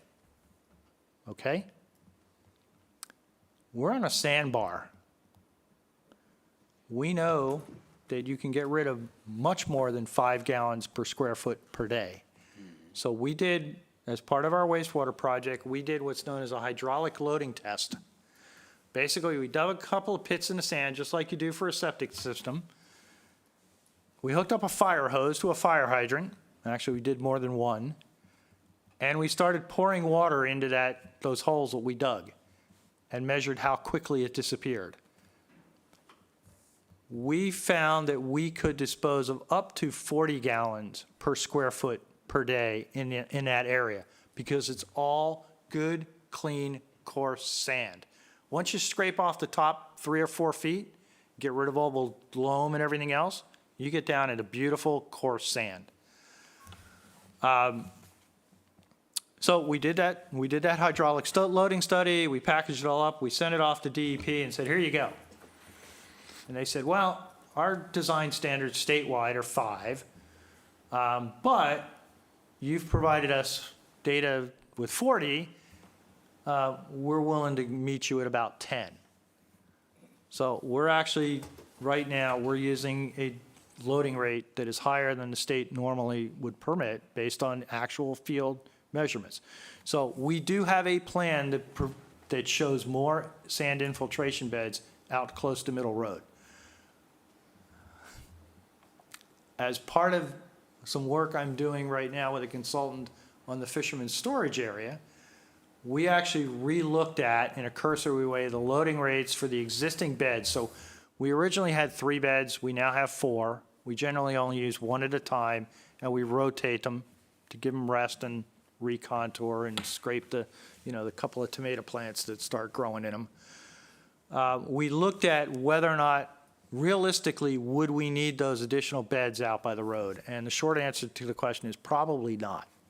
That our effluent is clean enough because of some other work that we do to deal with nitrogen, that we probably won't need all those other beds. So that's issue number 1. We probably won't need them even though they're shown on a plan. The issue of the odor really got to me because some of you guys have been already down to the wastewater treatment plant. And if you haven't, I'd be happy to take you all down anytime you want.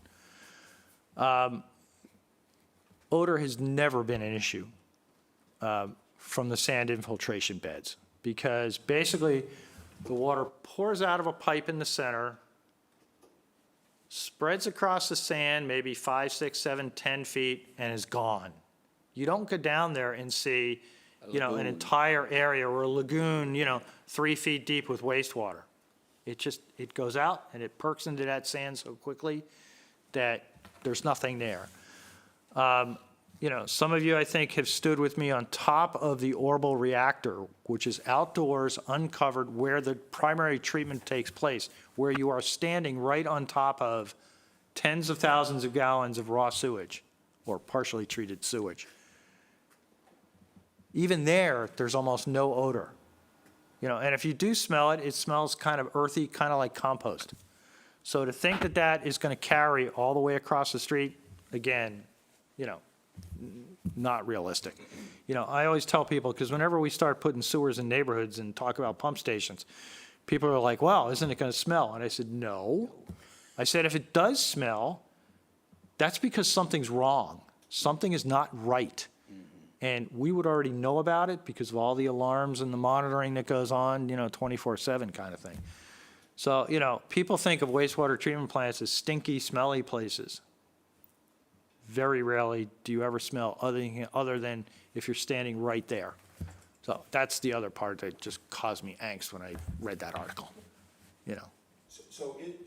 Now, is there a planned expansion of that plant right now in the works, and is there a date to it, or no? No, there's Okay, so there's no expansion going on right now. As I said, There's no planned expansion. what we built with a between date. 2010 and 2012, which is operational, that meets all our needs through basically 2030. So the first 20 years of the program. Because we started in roughly 2010, so the first 20 years of the program takes us to 2030. And then you've got, after that, you only have minimal expansion. You need to drop that pretreatment unit in, you need to build that third clarifier, and that's it. Is Howard still tied in? Yes, They're still tied into the system? yeah, they've just tied in. They Just tied in? Yeah, they just tied in. We, as you probably remember, there was discussion a number of years ago. Harwich was doing their comprehensive wastewater management plan. They evaluated options of constructing a plant just to serve the East Harwich area, and they were also talking at that point about a plant in the west side of town. And they looked at the Chatham treatment plant and spent a lot of time doing analysis, and they worked with us and our engineers. And ultimately, it turned out to be less expensive for them to tie into the Chatham plant. So we have just completed our portion. You know, obviously, they can't tie into us until we get the infrastructure on our side. So we were both under construction at the same time, them in East Harwich and us on Queen Anne Road and a section of Route 137 to get them from there, where they tie into our system, right there at Five Corners where the corner store is. That's where they enter our system, and then from there it comes into a pump station and then ultimately ends up down at the treatment plant. So that was all just finished last fall. So they are in the process, just like we are, of sending out connection orders and starting to get people connected. So they're not going to build a plant then? They are not that for I know East of Harwich. at this point, they are not building a plant for the East Harwich area. They are talking about a plant on the west side. Remember, well, you may not remember, but they were in discussions with Yarmouth and Dennis and Harwich on the west side about doing a plant somewhere in Dennis that would serve the three towns. That has all kind of unfortunately fallen apart. So Harwich is now looking at building their own plant on the west side. The only thing that well, not the only thing, we required a lot of them in the IMA, but one of the things we required is, this is another thing that gets my angst up, is Chatham talks about, well, we built excess capacity so that we can take Harwich. Well, we never built any excess capacity. What we are letting Harwich use is, here's our current flow, here's our design flow. We are letting Harwich take advantage of that differential in between those two. Now, as our flows gradually go up and get closer and closer to our design flow, one of two things has to happen.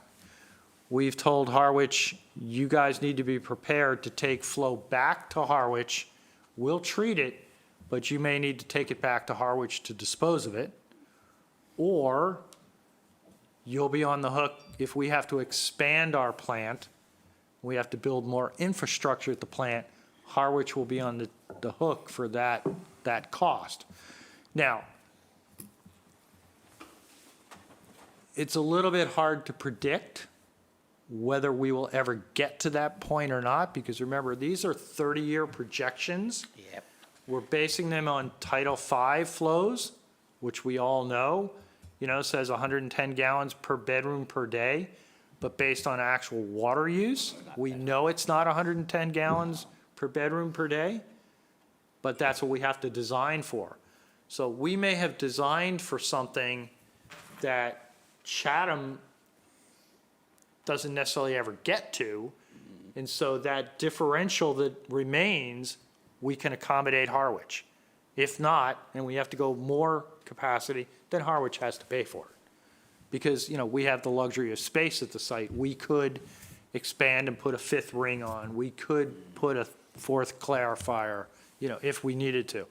But, those are projections that we're making out 30 years. We're continually buying open space. Harwich is continually buying open space. We're continually doing water conservation measures in our homes. All those things contribute to where we finally end up at 30 years. So, sorry, that's been a All long-winded right. discussion, but Mr. Can I ask Mr. one Chairman? more, one more question? Mr. Chairman? Who's talking? Gloria, is that No, Gloria? it's Elaine. Elaine, I'm sorry. Yes, Elaine? Yeah, I had never really finished my questions, and I just wondered if I could just jump in here. In terms of wastewater treatment facility, the 1.9 million gallons that was talked about, the capacity, 300,000 went to Harwich. And when we keep talking 30 years out, it's not 30 years anymore because we've been sewering since 2012. And again, as I said before, we only have 450 homes, new properties hooked up. And I would debate whether or not we're going to have to expand well before we reach the 2/3 because of that capacity issue. And that's got to be a focus. The second thing I would like to say is that when Dr. Duncanson gave me the numbers about the 2 proposals we received, and all this debate about whether it's worth spending the money, I thought the numbers were going to be like hundreds of thousands. I can't believe we are even debating whether or not to move forward and make an effort to find out the sources of PFAS when we're talking 12,000 or maybe 80,000. I mean, we spent $75 million last year between our operating and capital budget in this town, and a lot on stuff that's nice to have and not needed to have. This is our water quality. And I'm sorry, the fact that Commerce Park came before, I don't think the idea is, well, there's nothing we can do about it now. A car caught on fire in Commerce Park, an abandoned car. Now, there are PFAS in old cars. It's in the leather seats. It's in the paints. My point is that we should be going around town, looking at places that are within our water resource protection district, abusers, not any one individual, but if there are dumping grounds where things are being left or seeping, I mean, you're talking about petroleum products, all kinds of things that are used by various businesses, that doesn't require much but beyond staff going around and finding out if there are obvious sources in the water protection zone. And I think that the town should make the decision whether or not we're going to spend $12,000 or $80,000. I would tell you that people would be shocked that it's even being debated, that we need to get to the source of the PFAS. And if it's going to cost, a couple $100,000, whatever, to do it, we spend so much money on consulting fees for the most ridiculous things. And this is our drinking water. So I would hope you would, push back on that. And then my last question is, I'm having a hard time figuring out when wells 4, 5, and 8 are coming online. I read that 4 are supposedly going to be online by May 27th. Are 4, 5, and 8 supposedly going to be at least temporarily online to pump in full capacity by the end of May, assuming the PFAS levels don't go up? Thank you. well 4 is already back online, has been for 6 weeks or so, maybe 8 weeks, I think. And the plan is to get wells 5 and 8 on the temporary treatment facility. I think we were originally targeting mid-May. It's probably going to slip a little bit, just provided the vessel doesn't fall off the truck on its way here a second time. But the intent is still get 5 and 8 online for this summer. I can't give you any more exact dates than that until we know it gets here in one piece. All right. And, and just the other thing I wanted to say, and there's never been any debate over doing the study or not. It was doing the study in the appropriate manner at the right time. The priority was to get the treatment facilities in place and get the water system back up to where, we don't have any issues during the summer season when we need to pump. And you've heard me talk before, and I can show you if you're interested, the latest graph from USGS about groundwater levels. Groundwater levels are still nowhere near they should be this time of the year, and we're starting to go into the drier season now. We didn't have, in spite of what it looked like, we didn't have a lot of rain this spring. We had almost no snow melt this winter, so we're not starting out in a good place. So we need to get those wells online as quickly as we can. which is what everybody's been working towards. So it wasn't a debate over never doing the study. It was a debate over doing the study appropriately to gather information that would be helpful to answer the question or not. So, All anyway. right. We have one hand up. Nicole Stern. NS, whomever that is, Nicole Stern. Thank you, Mr. Chairman. you have the floor. Thank you. I just wanted to follow up on a comment from the last speaker, which I was going to speak to, about the estimates. I believe it was a high of 80,000 and a low of 15, but maybe it was 12. 80,000, I agree, it's a no-brainer with the kind of money that we spend. But I'd also like to know, since Dr. Duncanson did mention that he's locked in funds from the manager's account or whatever that was, how much is locked in? I locked in 80,000. Thank you. All right. Well, thank you, Dr. Duncanson, for this detailed education and overview of many of the aspects of the question relating to water quality and drinking water quality in Chatham. In the interest, I have a question. Carol, yes. So when is this roundtable or investigation, whatever you're calling it, when is that going to start? Have you hired someone, or, I mean... The RFP is written. It was my intent to get it out last week until... Sorry. Conscience. The RFP has been written. My intent was to get it out on the street last week. That was delayed a couple of days because of the issue at town office.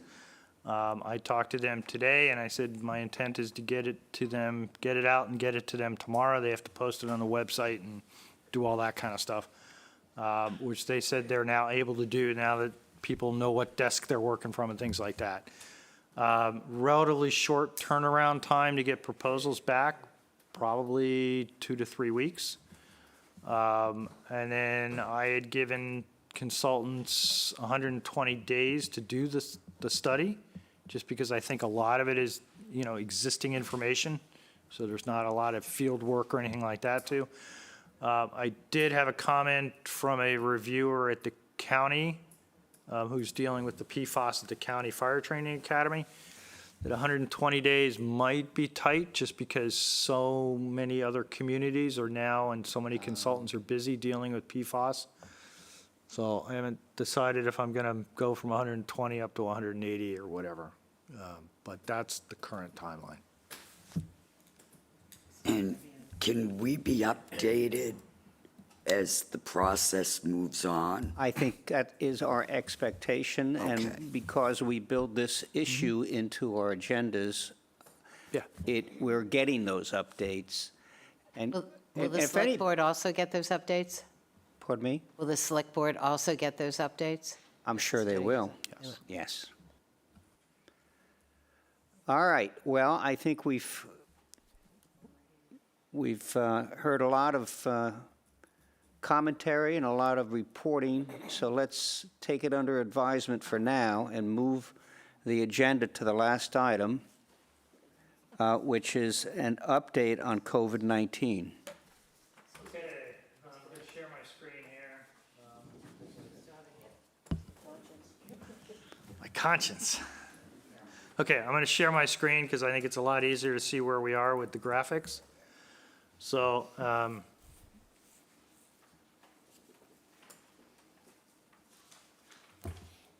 okay, I'm not sure why it's not showing up there.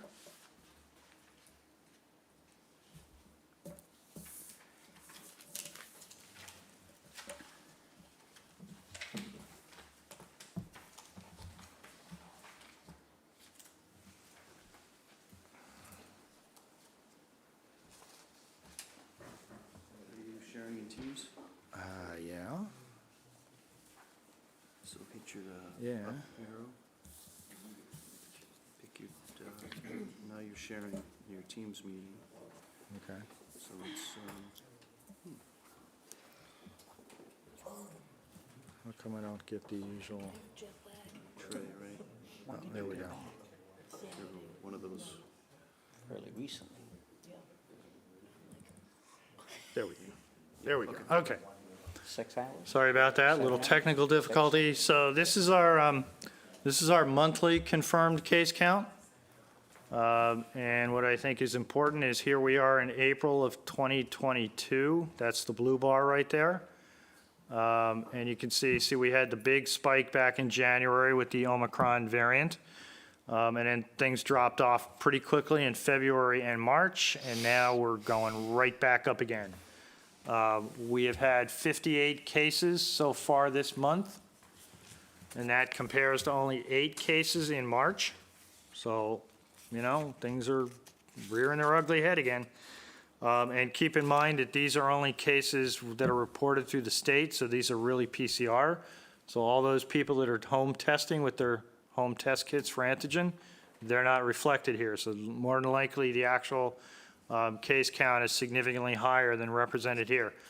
The thing that's interesting is generally in the past in 20 and 21, once we kind of got over the winter surge and then cases dropped off fairly significantly for the summer months, well, that's not what we're seeing this year, at least so far.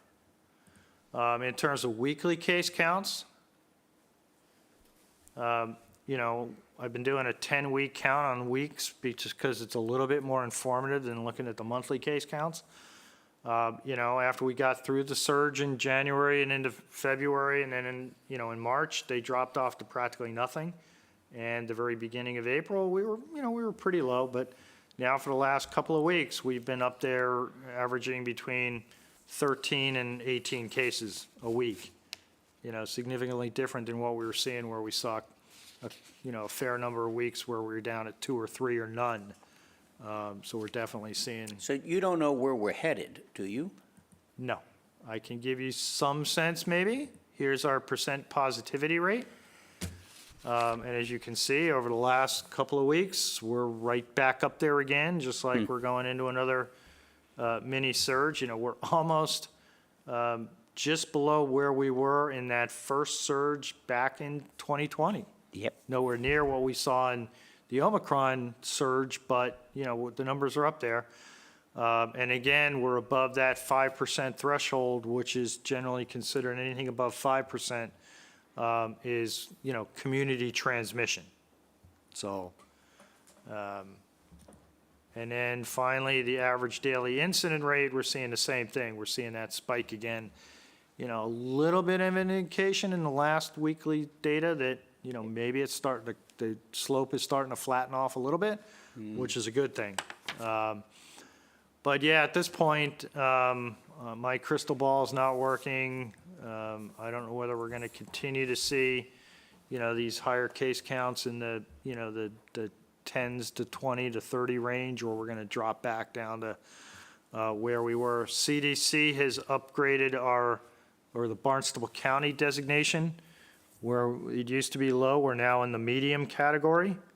So, even data for us, for everybody in the Cape.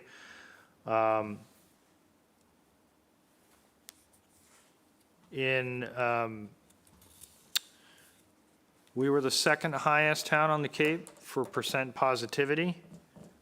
I think the only other one that was higher might have been Wellfleet, which was kind of interesting. It all seems to be centered down this part of the Cape as opposed to Yarmouth, Barnstable, Falmouth, where before they were the highest ones on the Cape.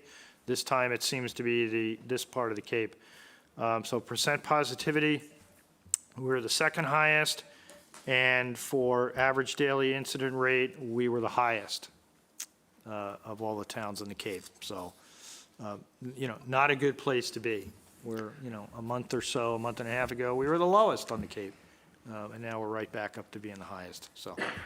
Questions? Any uptake in hospitalizations yet? Hospitalizations are going up slightly. There's been a slight uptick in the statewide hospitalizations.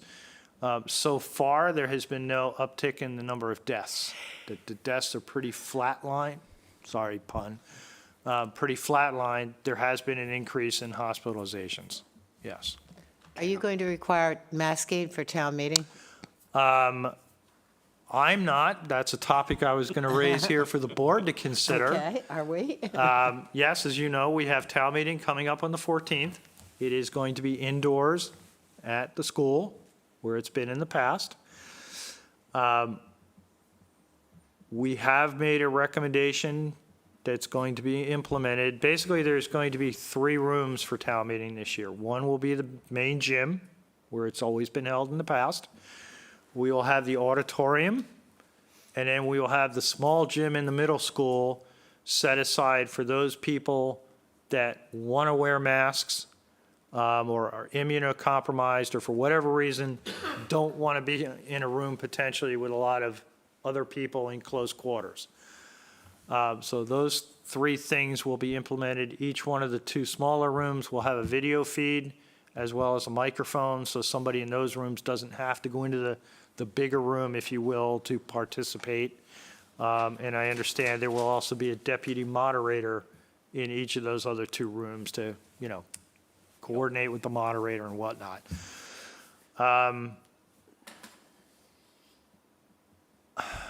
I'm not ready to absolutely make a recommendation to you or to the select board or the town manager or the moderator that we go with require masks for everybody. I guess I'm hedging my bet and hoping that maybe by next week, when we get the next set of data, things will look better. I know other towns are basically almost waiting till the last minute to make it. Their Board of Health are making a last-minute decision, if you will, whether masks should be mandatory or not. The data is not looking great. I'm a little less angst because we're starting to see maybe some indication that it's leveling off, but we won't know that till next week. And then the other thing to keep in mind is, that some of that data, and that's why I've gone to the weekly reporting, some of the data on percent positivity and all is basically, for prior 2 weeks as of last Thursday. So it always is kind of behind the 8 ball a little bit. Do we have a sense of the percentage of these new cases that are vaccinated? About 50-50. boosted? Looking at the numbers for Chatham, it's about Half, 50-50. half and half. Yeah.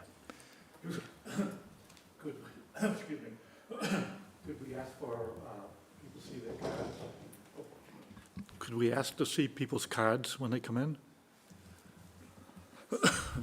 Whether or not they're vaccinated, Yes. I can certainly check. I would think, I don't know. Because so many Probably places not. that I go now, they seem to want to see that. Yeah, I mean, people are kind of, I don't know how it was when I was in Europe in fall, everybody showed them everywhere and it was second nature to everybody. Nobody even thought about it. Here in the US, it's a little bit different. Is the reason for the auditorium and the gym to do something to provide social distancing? I mean, Yes, the third place is going to be for immunosuppressed. the small gym is for people that are immunosuppressed or for whatever reason, High risk. that room will be mask required. Right. Basically, and so, if you're just uncomfortable being in a place with a lot of people that may or may not be wearing masks, you'll have the option to go. And if you're definitely like an immunocompromised individual who definitely should not be with, a lot of other people, the small gym will be your spot. The auditorium is, it's hard to social distance in the auditorium just the way it's laid out. Yeah. We have had some discussions at the staff level. We had a meeting today with the town manager, the moderator, and other staff about potentially doing some kind of social distancing in the big gym. Setting up 2 seats, leave a space, 2 seats, that kind of thing. Yeah. Kind of like what we did outdoors. Obviously, that's going to cut down the number of people that can be in that room. And there's a few things on the agenda that they think will attract a fair number of voters this year. So that's why they're setting up the auditorium for overflow. It's hard because we don't know what it's going to be like, and we don't know how comfortable people are going to be, being indoors. None of those rooms have the best ventilation in the world. You can't open windows. So, I've already told them, I said, I think we need to look at, a couple of years ago when it was going to be really hot, we had the big fans and all that, and all the outside doors open to get ventilation. So I've already told them, I think we need to be looking at that. Maybe one of these things you want to have a meeting just before town meeting to, kind of see where we're at, in case you guys want to require masks. That's And within you your can purview. still wear an N95 mask in the big gym. Absolutely. Anybody. We could recommend that people wear effective masks. Yes, we have already we're not decided, but I have already indicated that we should be getting the word out that anybody can wear a mask anywhere, as long as, if that makes them comfortable. Absolutely. And that will be, you guys can certainly make a recommendation that masks be worn inside as opposed to an absolute mandate, which you could also do if you feel, that way. It's. One quick question, is one of the options considering going back to an open, outdoor meeting? I mean, as we had before, and There was discussion about that. I think it would be safe to say right now, unless things dramatically changed, with COVID. Today's the second, town meeting's 12 days away.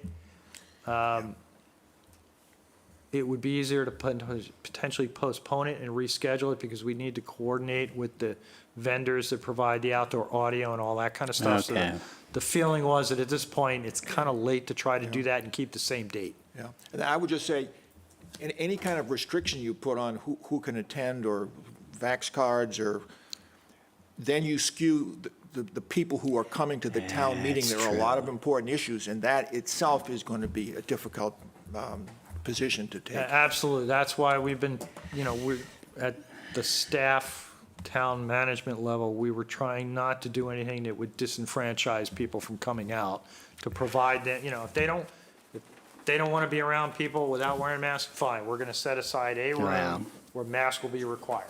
That's where You you're know, left with and the try to accommodate everybody so that nobody feels they can't come to town meeting. recommending masks is probably the best thing you could do without it being too heavy-handed and giving people some degree of assessing their own risks and their own comfort. I think the suggestion would be a good thing to do. It really would be. Yeah, it just is prudent from a public health We're perspective. telling them they should wear them, but we're not going to force you to wear them, Right. because this is America. Are we doing a motion? So I don't know. The date for the annual meeting is coming up pretty It's soon. Saturday the Week from 14th. Saturday. This is less than, Yeah, 12 12 days days. away. Yeah. Should we make a motion, a recommendation now? or- the 16th. So if the board has if we want to make a recommendation tonight, we can, or we can reconvene for a special meeting after we get more current data, or we can do nothing. But what's the sense I think that making the motion, we right now? ask them, yes, because that way is out there, and that's definitely going to be out there. If we have to come back because something else happened, then we'll do it. But right now, I think we suggest that everyone wears a mask. A recommendation kind of covers us one way or the other. Yeah. People can decide what they'd like to do. How do other board members think about that? Yeah, what's the state guideline now for wearing masks indoors? Is there one in place? If you're unvaccinated, yes. If you're unvaccinated, yes. If you're not vaccinated, but you or someone you're close with is more susceptible, they are still recommending wearing a mask So indoors. it's a qualified recommendation to wear Yeah. masks indoors. So Yeah. Qualified. it's not a big extension for us to say, recommend wearing a mask. You better keep it simple, too. Yeah. I'm seeing some nods. Would the board be comfortable tonight making a recommendation that people attending annual town meeting, that the Board of Health would recommend that people wear masks across the board. Make it a suggestion. If we say. No. It's a recommendation. It's recommendation. We can't order people. Recommend, but not an order or mandatory. No, it's not mandatory. Are we ready to do that? Sure. Can I get a motion then from somebody? I can't make a motion. I'll make a motion Okay. that we recommend at town meeting, everyone wears a mask. Okay, I'll second it. have a second. Further discussion? We've got 3 hands up. Anybody got a problem with this? They want to voice now, or? There's some, I'm not sure if Gloria and Nicole still have their hands up or not. And there's, Did anybody from the public that's attending the meeting wish to comment on this motion before the Board of Health proceeds? Yes. Yes, Yeah, who was that? Elaine Gibbs? Okay. Elaine Gibbs. Elaine. Okay, Elaine. Yes, I guess I don't understand why the town decided to have it indoors. I think the last 2 meetings worked really, really well. I think you're absolutely going to disenfranchise people. A lot of people don't want other people to know have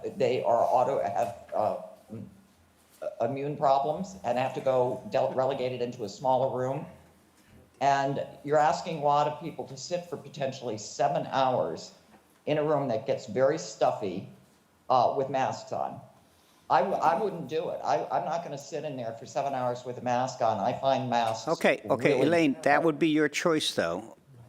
That would be. No, but I should be able to attend town meeting. I agree with Noble that when you start putting restrictions on things saying, you know, you have to wear a mask or you should wear a mask. So I'm put in a position where I have to decide, am I going to go and sit there knowing full well that you can get COVID multiple times, even if you're vaccinated. And I think a lot of people are not going to show up because they simply can't sit there for 7 hours with a mask on, but they don't feel like they should be in a space that confined without a mask. So I like the suggestion to postpone the meeting and have it outside. If they can't pull it off, to have it outside. I think it went really, really well. This is a huge budget with a lot of serious decisions that have to be made. And I think the results are going to be skewed if people don't believe that they have an opportunity to go and feel comfortable that they're not going to get sick. Okay. That's my opinion. Thank you. All right, thank you. Anyone else want to comment on the motion? Okay. So, we have a motion. Do we have a second? Did we ever get a second? yeah. We have a second. Okay, all in favor of approving the motion on the table, say aye. Aye. All 5 voting members. Anybody opposed? No. Okay, so that offers our Board of Health suggestions or recommendations. Thank you. Minutes, thank you, Judy. We all received minutes for April 11th in our packets. Do we have any edits, corrections, clarifications that anybody needs to make? Will you please include my name in attendance, please, in that one? Thank you. Sorry about that. We'll get in there. Can you prove that, no. No, okay. We'll add your name, Carol. We missed you. Excuse me, are we finished with COVID? Because I did have my hand up. This is Nicole Stern.